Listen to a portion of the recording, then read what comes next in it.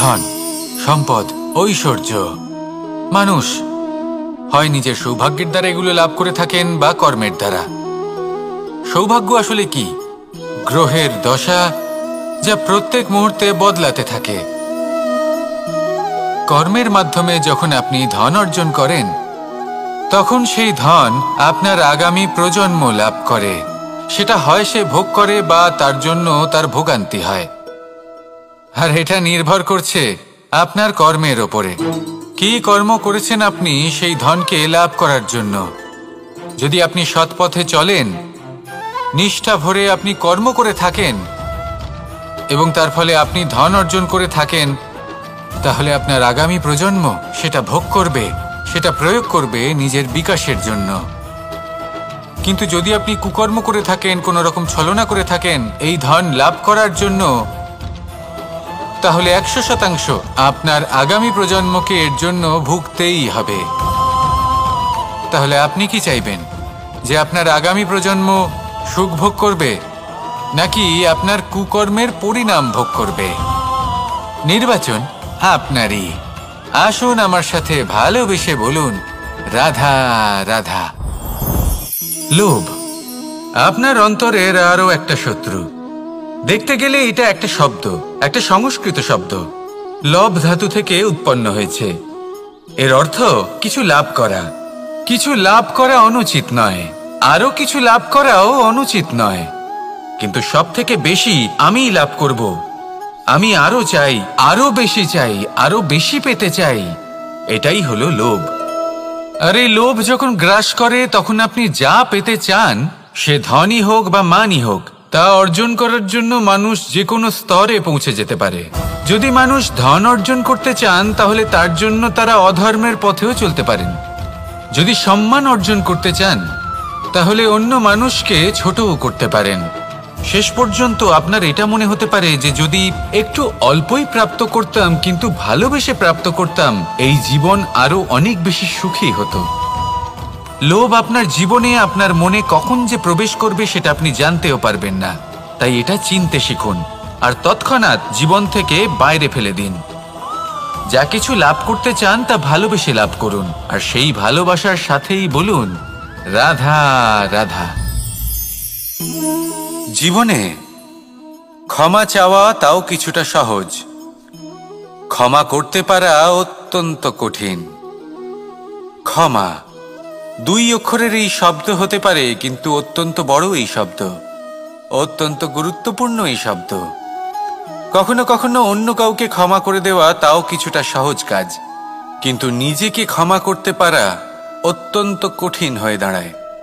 অতীতে যদি আমাদের এমন কোনো ভুল হয় যে কারণে আমরা নিজেকে ক্ষমা করতে পারি না, অনেক সময় এমন কিছু ভুল করে বসি যে বিষয় শুধু আমরাই জানি, কিন্তু আমরা নিজেকে ক্ষমাই করতে পারি না। আর আমাদের বিকাশ সেখানেই স্তব্ধ হয়ে যায়।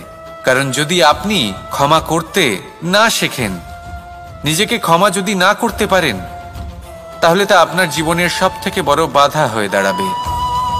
সেই জন্য জীবনে অবশ্যই শিখুন যে কিভাবে নিজেকে ক্ষমা করতে হয়, আর শিখুন যে আগের করা ভুল আবার কি করে না করা যেতে পারে। এই মন হালকা হবে আর প্রসন্ন হয়ে বলবে, রাধা রাধা। এই সংসারে যখনই কোনো সমস্যা আসে, তখন আমরা আমাদের সব থেকে বড় সম্বলের কাছে আশ্রয় খুঁজি, তা হলো আমাদের বিশ্বাস। এবার প্রশ্ন হলো এটাই যে এই বিশ্বাস কার উপর করা যেতে পারে? পরিবারের ওপর, বন্ধুর ওপর, নাকি তাদের ওপর বিশ্বাস করা উচিত যাদেরকে আমরা কখনো সঙ্গ দিয়েছি? দেখুন, এই সংসারে বিপদের সম্মুখীন হলে কে আপনাকে সাহায্য করবে সেটা নির্বাচন করা আপনার হাতে নেই। সেটা সেই সকল ব্যক্তির উপর নির্ভরশীল যে তারা আপনাকে সাহায্য করবে নাকি করবে না। অর্থাৎ যখনই কোনো বিপদ আসে, সর্বপ্রথম তার সম্মুখীন আমাদের নিজেকেই হতে হয়, আর তার জন্য প্রস্তুত থাকা প্রয়োজনীয়। সেই শক্তি, সেই সাহস অর্জন করা প্রয়োজনীয়। দেখুন, যখনই অন্ধকার আসে, তখন সবার আগে কে আপনাকে ত্যাগ করে চলে যায়? আপনার নিজেরই ছায়া। এই অন্ধকারের সম্মুখীন হতে হয় অন্তরের প্রদীপের দ্বারা, অন্তরের আত্মা দ্বারা। তবেই আপনি অন্ধকারের ওপর জয়লাভ করতে পারবেন। সেই জন্য যে বিপদই আসুক না কেন, নিজেকে তার জন্য প্রস্তুত রাখা উচিত। সেই সাহস নিয়ে আসুন। এমন কোনো বিপদ নেই যা আপনাকে ভেঙে দিতে পারে। আসুন আমার সাথে ভালোবেসে বলুন, রাধা রাধা। মানুষ সবসময় চায় যে তার জীবনে যেন কখনো কোনো সমস্যাই না আসে।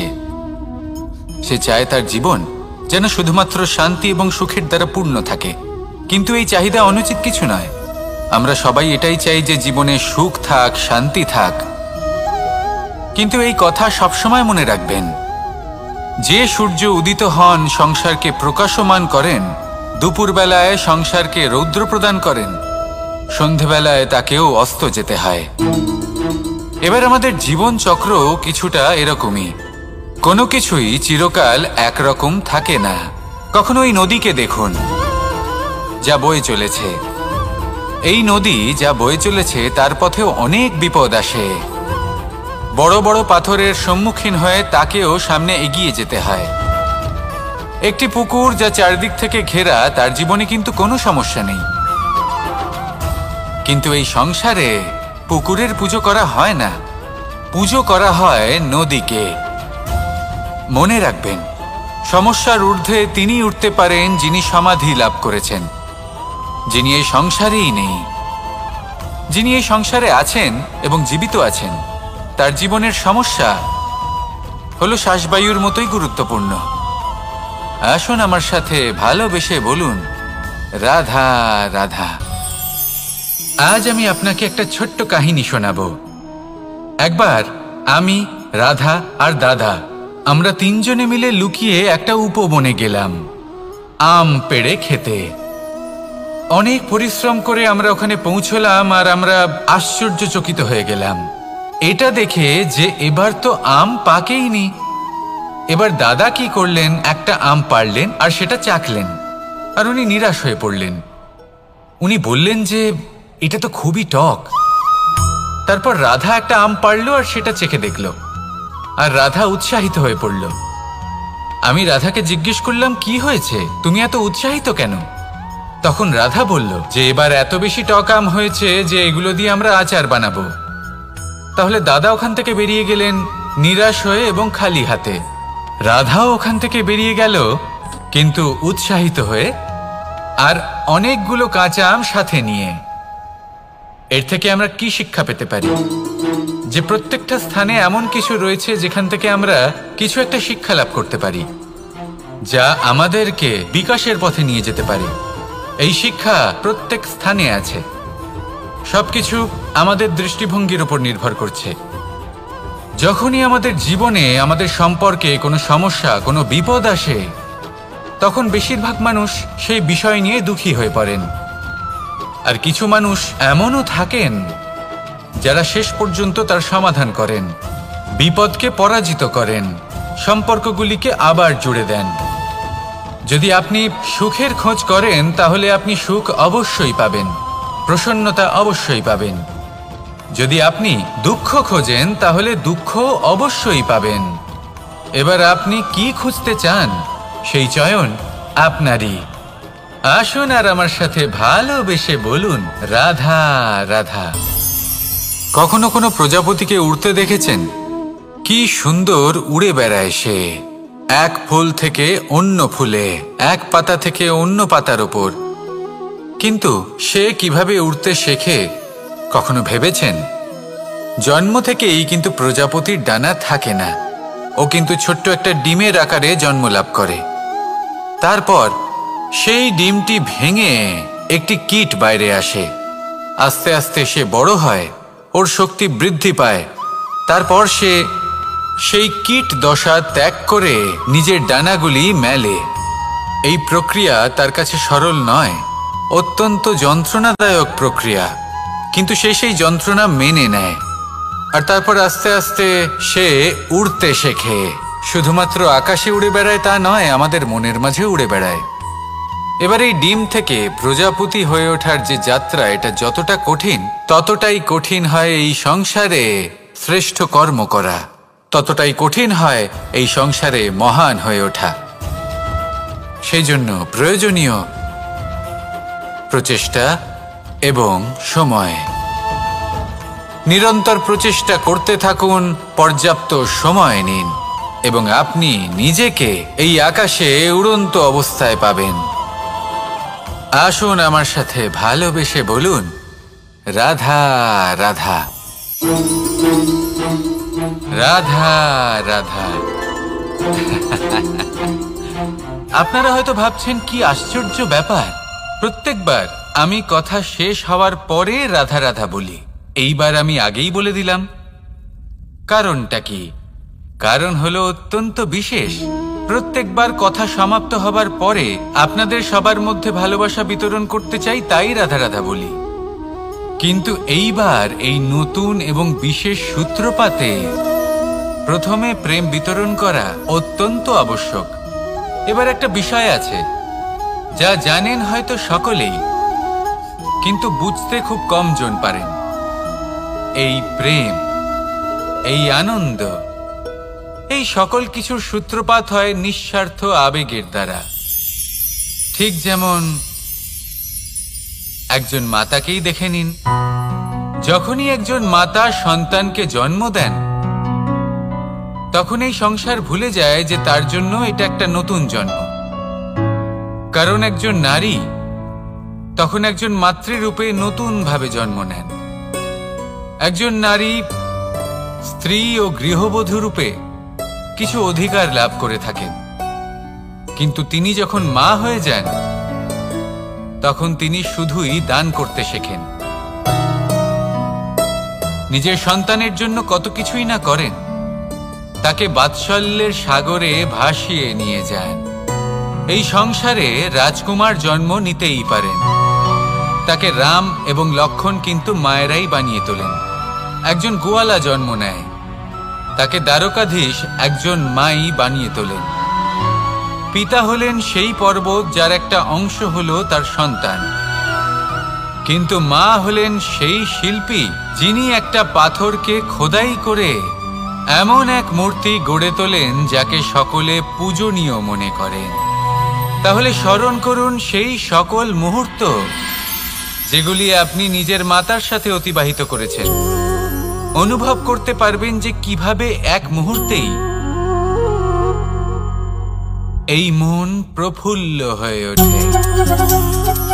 এবারের কারণ কি? এর কারণ হলো এই জীবনের আসল দ্বারই হলো মমতা।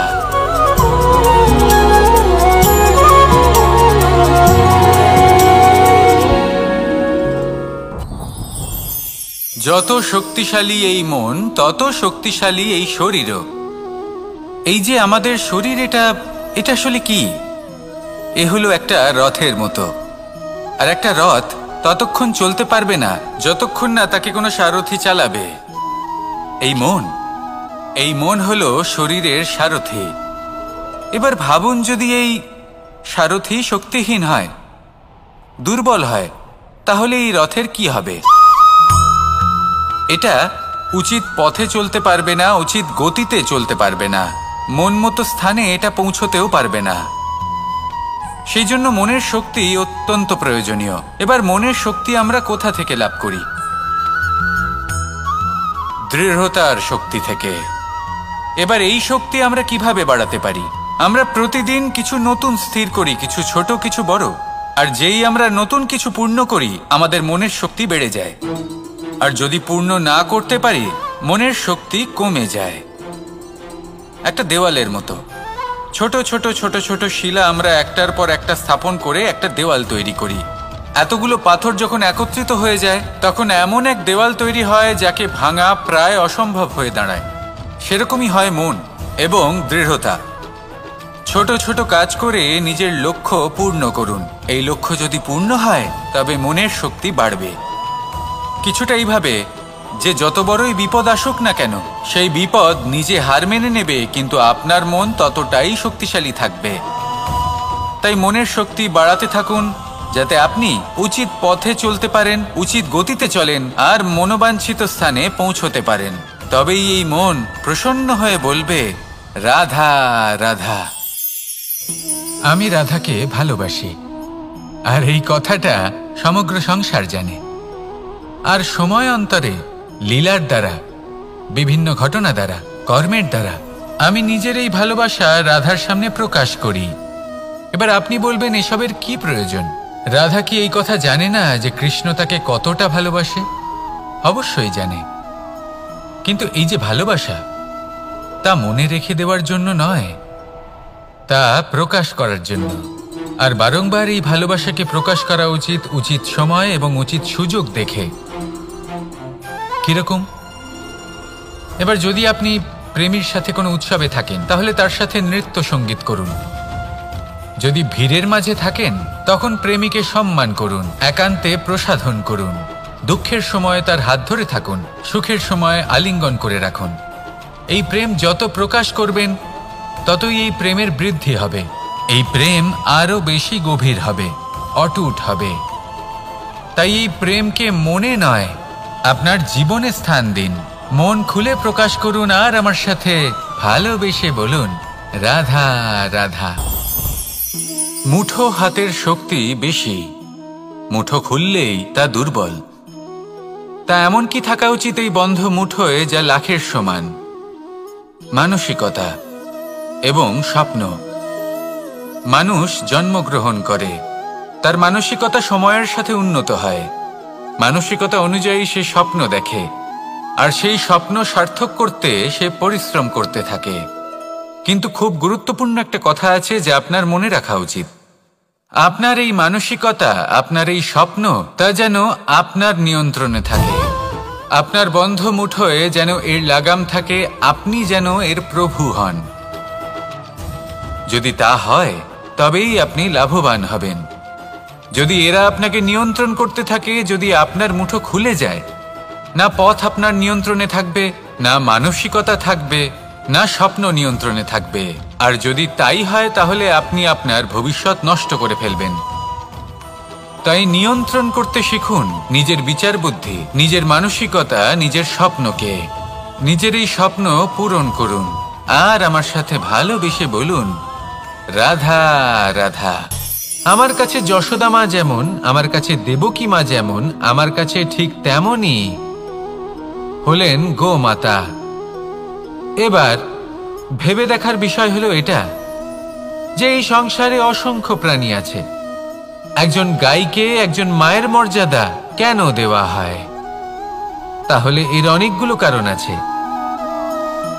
এই গাই অর্থাৎ গোমাতা, এনারা হলেন অত্যন্ত শান্ত, শান্তি প্রিয়, কখনো কারোর কোনো ক্ষতি করতেই পারেন না। গোমাতা যে দুধ নিজের বাছুরকে পান করান, সেই দুধই আমাদেরও দেন। সেই দুধ পান করে আমরা শক্তি লাভ করি। এই দুধ থেকে আমরা মাখন, ঘি, পায়েস, এইসব সুস্বাদু খাবার লাভ করি। গোমাতার গোবর আমাদের জ্বালানি হিসেবে সাহায্য করে, যার ফলে খুব কম সংখ্যক কাঠ ব্যবহার করা যায় এবং বেশিরভাগ জঙ্গল সুরক্ষিত থাকে। গোমাতার গোমূত্র, সেটাও আমাদের কাছে লাভজনক। এর দ্বারা আমরা অনেক রোগ থেকে মুক্তি লাভ করতে পারি। গোমাতা যখন একটি বাছুরকে জন্ম দেন, তখন সেই বড় হয়ে আমাদের ক্ষেত কর্ষণ করে। সেই জন্য গাইকেও জীবনে মায়ের মর্যাদা দেবেন। যতটা সম্ভব তাকে সেবা করুন এবং ভালোবেসে তাকে পালন করুন। এই মন নিজে থেকেই প্রসন্ন হয়ে বলবে, রাধা রাধা। চলতে থাকা, থেমে যাওয়া, বিশ্রাম নেওয়া, তারপর দম নিয়ে পুনরায় দাঁড়িয়ে পড়া, আর তারপর আবার সেই পথ চলা। এটা জীবনের অভিন্ন এক অঙ্গ, এটার থেকে আপনি পালাতে পারবেন না।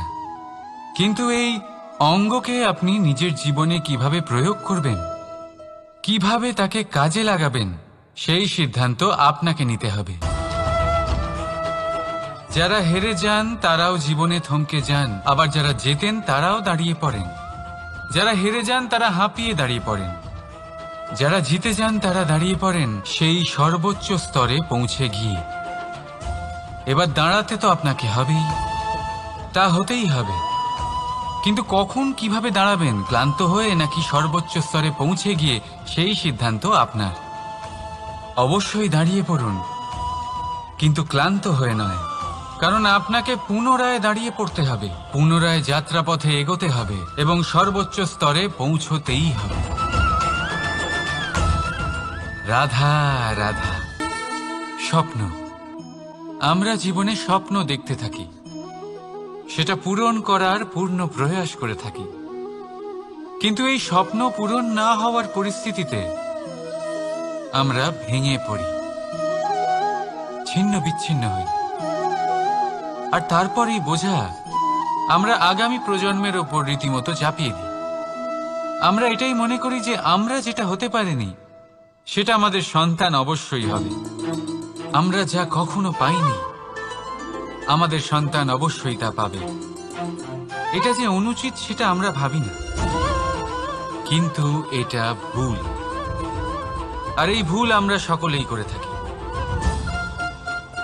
সন্তান প্রকৃতি আর পরমাত্মার আশীর্বাদ। ওদের ভেতরে তাদের নিজের একটা অস্তিত্ব লুকিয়ে থাকে, সেটা মন দিয়ে দেখুন তো।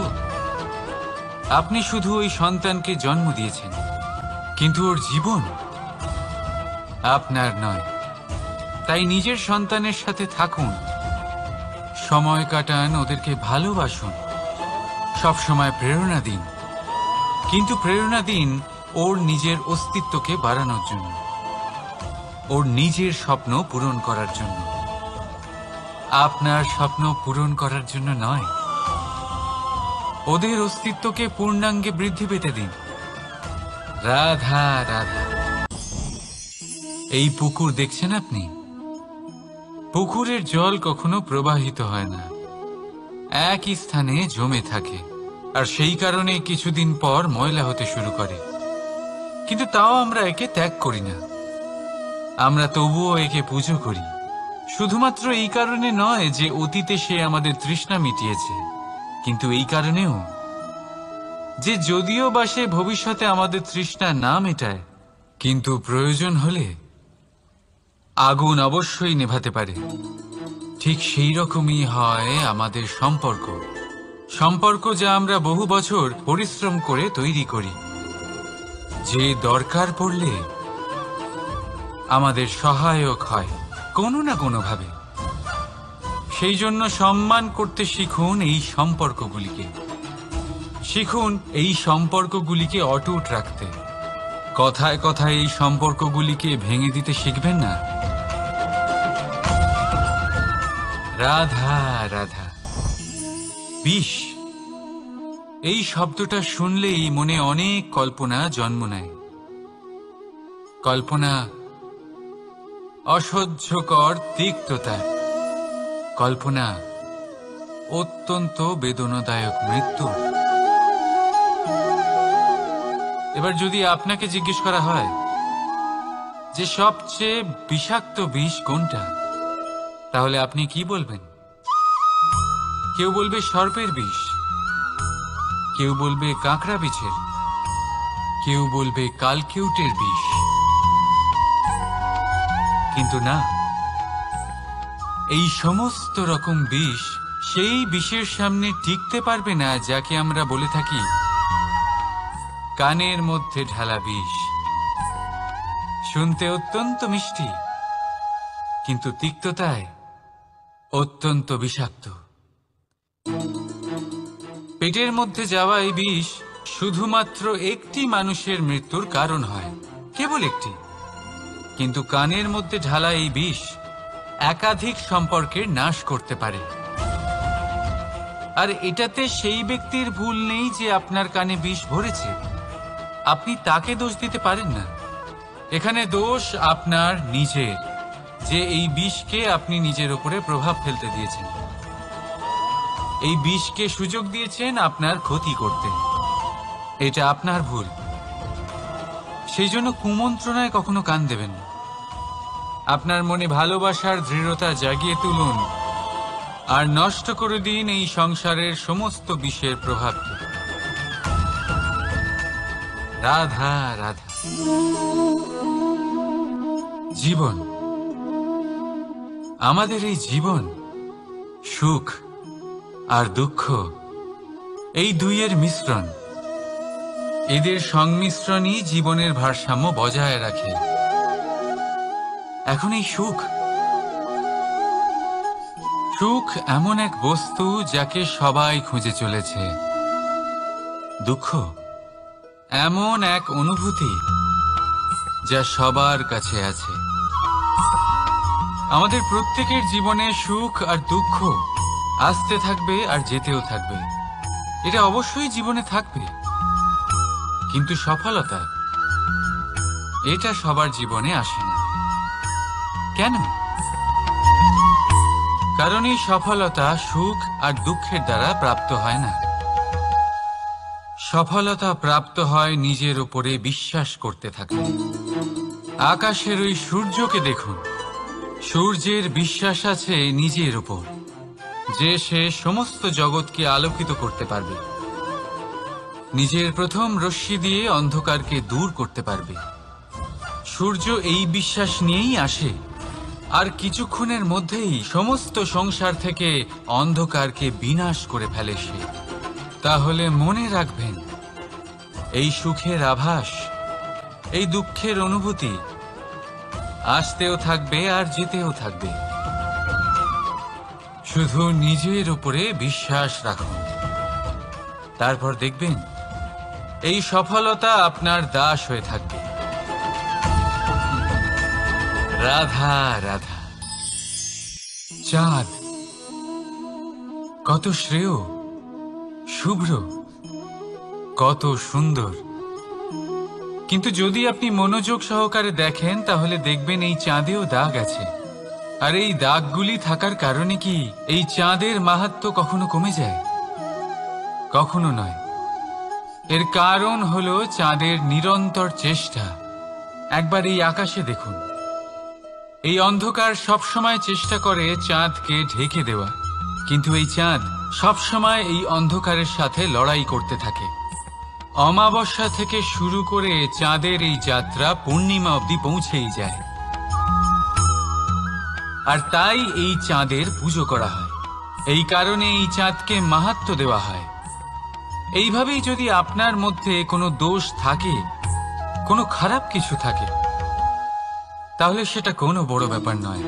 চেষ্টা করুন সেটাকে শুধরে নেওয়ার, কিন্তু সেই কারণে নিজেকে খারাপ মনে করা এটা অনুচিত। নিজের ভুলগুলো, নিজের দোষগুলো, নিজের খারাপ দিকের কথা ভুলে আপনি এই সংসারের ভালোর দিকে প্রস্থান করেই দেখুন না। আপনি দেখবেন আপনার অন্তরের তেজ ঠিকরে বেরোচ্ছে। রাধা রাধা। এই পিঁপড়েদের দেখছেন আপনি? সবাই একই রকমের। এদের মধ্যে তফাৎ খুঁজে বার করা অসম্ভব। মনে হয় যেন ওদের আলাদা আলাদা অস্তিত্বই নেই। কিন্তু যদি আপনি মন দিয়ে দেখেন তাহলে দেখবেন প্রতিটা পিঁপড়ের আলাদা কাজ নির্ধারিত, তাদের আলাদা অস্তিত্ব আছে।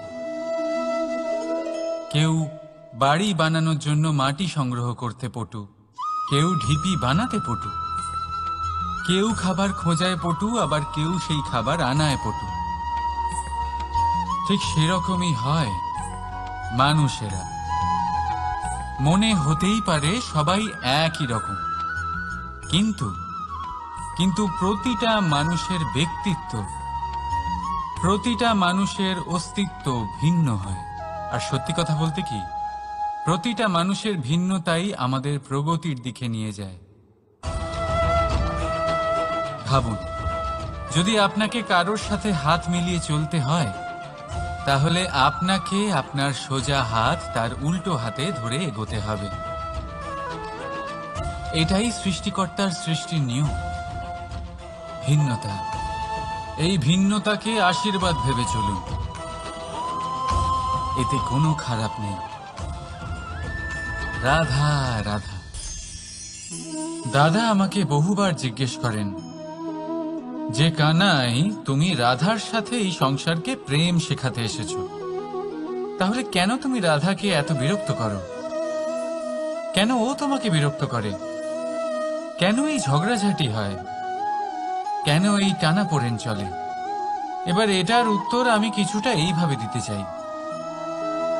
পিঁপড়ে সেই বাড়িতেই প্রবেশ করে যেখানে মধু উপস্থিত আছে।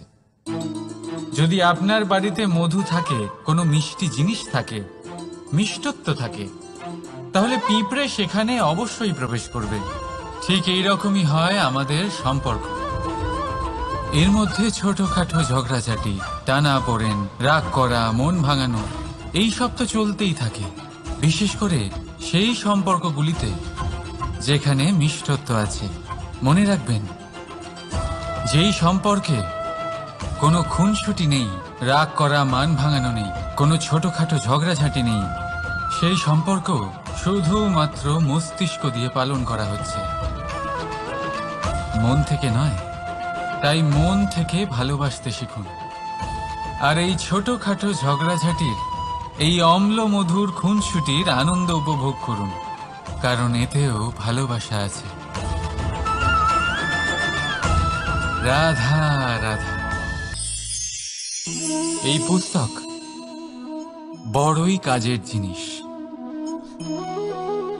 কাহিনী হোক, কবিতা হোক, স্মৃতি হোক, এতে যাই লিখে দেবেন তা ভবিষ্যতের পুঁজি হয়ে যাবে।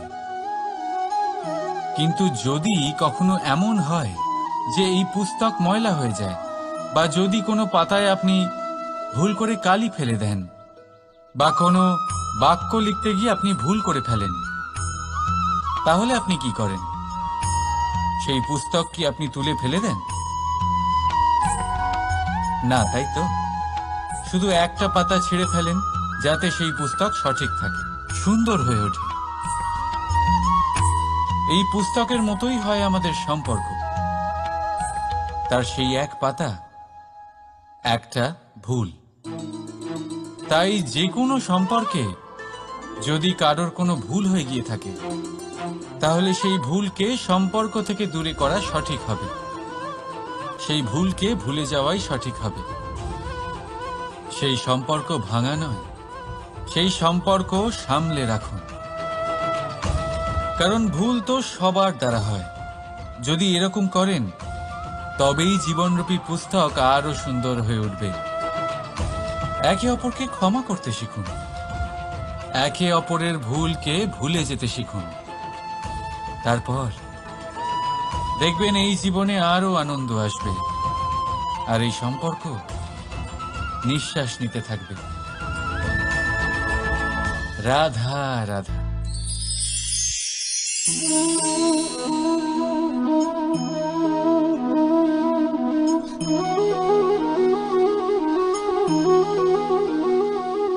আমার এই ছায়া দেখতে পাচ্ছেন আপনি? প্রকাশের স্রোত যখন মধুর আর দূরে থাকে, তখন এই ছায়া লম্বা হয়ে যায়। কিন্তু যেই প্রকাশের স্রোত মাথার উপরে চলে আসে, এই ছায়ার আকার ক্রমশ ছোট হতে থাকে, আর অন্ধকারে তো এই ছায়া বিলুপ্ত হয়ে যায়। কিছুটা এরকমই হয় আমাদের অহংকার। সুখের আগমন হলে, বৈভবের উপলব্ধিতে এটা বাড়তে থাকে। কিন্তু যেই সংকটের তাপ বেড়ে ওঠে, অহংকার ছোট হতে থাকে। আর যখন সংকটের এই অন্ধকার আমাদের চারিদিক থেকে ঘিরে ধরে, তখন এই অহংকার আমাদের ছায়ার মতোই বিলুপ্ত হয়ে যায়। তাই সেই কারণে আপনার জীবনে সংকটের আগমন আপনার অহংকার নষ্ট করেই দেবে, কিন্তু তার জন্য সংকটের অপেক্ষা কেন করবেন? এই অহংকারকে বাড়তেই দেবেন না, উৎপন্ন হতেই দেবেন না। বিবেকের সুতো দিয়ে বেঁধে রাখবেন একে। দেখুন, আমি শ্রেষ্ঠ, এটা বিশ্বাস করতে কোনো আপত্তি নেই। কিন্তু শুধুমাত্র আমি শ্রেষ্ঠ, আর কেউ নয়, এই আত্মসম্মান নয়, এ হলো অহংকার। আর অহংকার আর কিছুই নয়, শুধু পতনের দিকে প্রথম পদক্ষেপ। আর এই জীবনে পতনের দিকে নয়, প্রেমের দিকে এগিয়ে যান। আর আমার সাথে ভালোবেসে বলুন, রাধা রাধা। আপনি কি কখনো ফলে ফুলে পরিপূর্ণ বৃক্ষ দেখেছেন?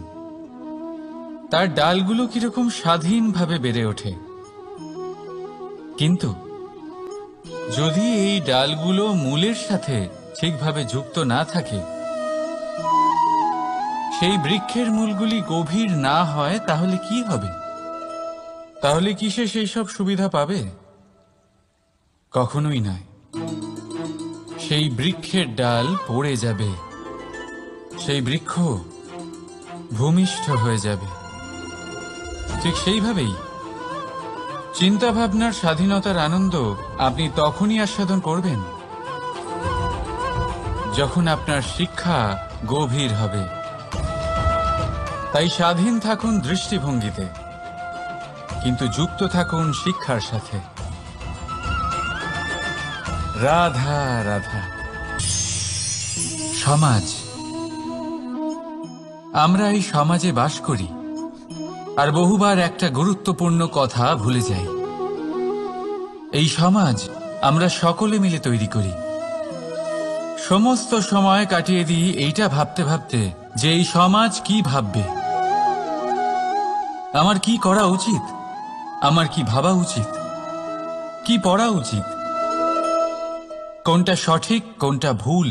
যদি আমি এটা করি তাহলে কয়েকজনের এটা মনে হবে না তো যে আমি খারাপ, যখন আমি তা নই। মনে ভয় উৎপন্ন হয় সেই কয়েকজন মানুষের জন্য। তার কারণ হলো আমরা আমাদের মনের কথা শুনতে পাই না, না শুনতে পারি, না বলতে পারি, আর না করতে পারি। সেই কয়েকজন মানুষের ভয় আমরা খারাপের বিরোধিতা করা ছেড়ে দিই। কিন্তু কখনো নিজেকে জিজ্ঞেস করুন, শেষ পর্যন্ত কারা এই কয়েকজন মানুষ? এই সংসারে প্রতিটি মানুষেরই নিজের আলাদা আলাদা ব্যক্তিত্ব আছে, আলাদা দৃষ্টিভঙ্গি আছে। তাই যদি আপনি এটা ভাবেন যে আপনি সবাইকে খুশি করতে পারবেন, তাহলে আপনি ভীষণ বড় ভুল করছেন। জীবনে কর্ম তাই করুন যাতে আপনার অন্তরাত্মা সন্তুষ্ট হয়, আর অন্তরাত্মা সন্তুষ্ট তখনই হবে যখন আপনার কর্ম শুভ হবে। তাই নিজের মনের কথা শুনে এই সংসারে শুভ কর্ম করতে থাকুন, তবেই এই সংসারের কর্মে আপনি সার্থক হবেন। রাধা রাধা। এই পাতাকে দেখুন, কত কোমল, কত শীর্ণ। যদি এর উপরে একটুও জোর খাটান, বেঁকে যাবে। পাতা তো এরকমই হয়, একটু জোর খাটালেই তা বেঁকে যায় এদের নমনীয়তার জন্য। কিন্তু ওদের এই নমনীয়তার জন্য ঝড়ে বিপর্যয়ে ওরা ভেঙে পড়ার থেকে বেঁচে যায়। যদি এদের বদলে কোনো দৃঢ় বৃক্ষ হয়, তখন হাওয়ার তীব্র গতি সে সহ্য করতে পারে না, তার সম্মুখীন হতে পারে না, ভেঙে পড়ে যায় সে। ঠিক সেই রকমই হয় আমাদের সম্পর্ক। যদি এর মধ্যে সেই নমনীয়তা না থাকে, অহংকারের দৃঢ়তা থাকে, সেই সম্পর্ক নষ্ট হয়ে যায়। তাই আনুন এই নমনীয়তা আপনার সম্পর্কে, যাতে কাল যদি কোনো সমস্যা এসে দাঁড়ায়, এই সম্পর্ক যেন না ভেঙে যায়। একবার ওই আকাশের দিকে তাকান, সূর্য চন্দ্রকে দেখে নত হয়ে যায়, আর আমরা তো সাধারণ মানুষ। তাই সম্পর্ক নিচু করবেন না, সম্পর্কের সামনে নত হতে শিখুন। রাধা রাধা। প্রেম, আমরা সকলে প্রেম করি, প্রেম পাওয়ার চেষ্টা করতে থাকি। আর এমনও অনেক মানুষ আছেন যারা প্রেম অর্জন করেও ফেলেন, কিন্তু সেখান থেকে শুরু হয় এক নতুন অধ্যায়ের। আচমকা দুই প্রেমীর কিছু অনুচিত বলে মনে হতে থাকে। আচমকা দুজনে নিজেদের অস্তিত্ব নিয়ে বিচলিত হতে থাকেন। এবার এমন হলে কি করা যেতে পারে? দেখুন, এই হলো হলুদ,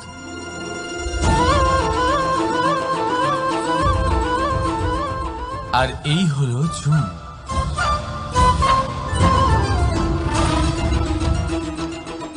এবার এটাকে দেখুন, যখন চুন আর হলুদকে একসাথে মিলিয়ে দেওয়া হলো, তখন ওরা নিজেদের রং ত্যাগ করে দিয়ে একটা নতুন রং তৈরি করল।